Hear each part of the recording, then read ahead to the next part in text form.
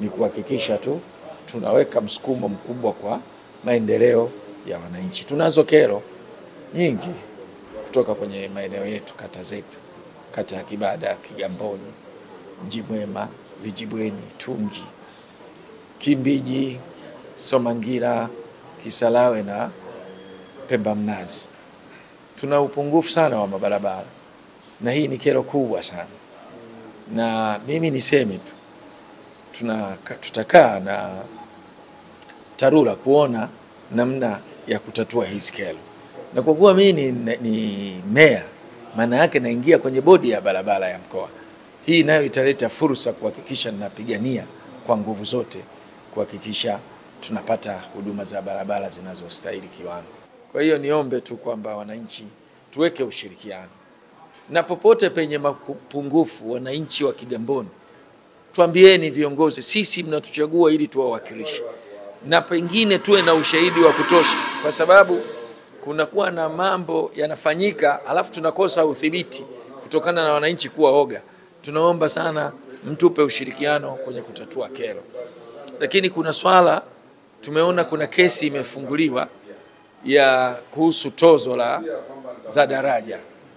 Mimi nitachukua jukumu la kwenda kumuona mkurugenzi wa NCCF ili kupata maelezo sahihi na kujua kiwango gani kinacholipwa na kujua makubaliano yaliyopo. Mwongozo utakuwa mzuri kwa makubaliano yaliyopo kati ya serikali na NCCF yamekaaje. Yakiwa yako kimkataba, ni jambo la kulifikiria sasa kwamba mkataba unasema nini, umemfeva nani, unasimamaje.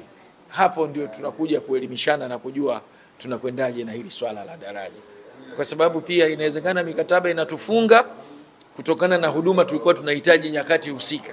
Wakati huo linajengwa daraja lile, tulikuwa hatuna namna ya kupokea ujenzi wa daraja lile ili tupate huduma. Sasa tumeshakuwa wepesi na tumelitumia, tunaona kero kwa sababu hatuna hiyo kero tena.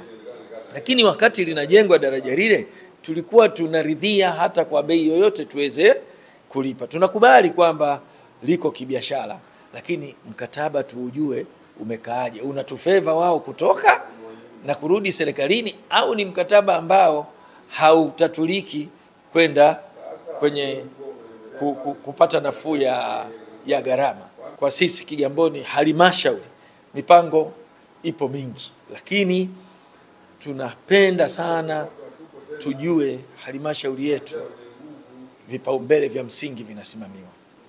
Tuna upimaji wa viwanja, kupanga mji.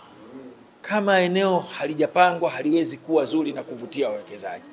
Hii sasa sisi tunaenda kusimama na kuhakikisha mji unapangwa unavyostahili.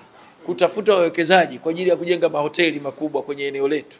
Lakini kutafuta wawekezaji wawekeze kwenye uvuvi kwa ajili ya rasilimali uvuvi uliopo kwenye maeneo yetu. Haya yote tutashirikiana na mkurugenzi, mkuu wa wilaya, mkuu wa mkoa na wizara husika ili tufikie malengo ya kupeleka huduma kwa wananchi.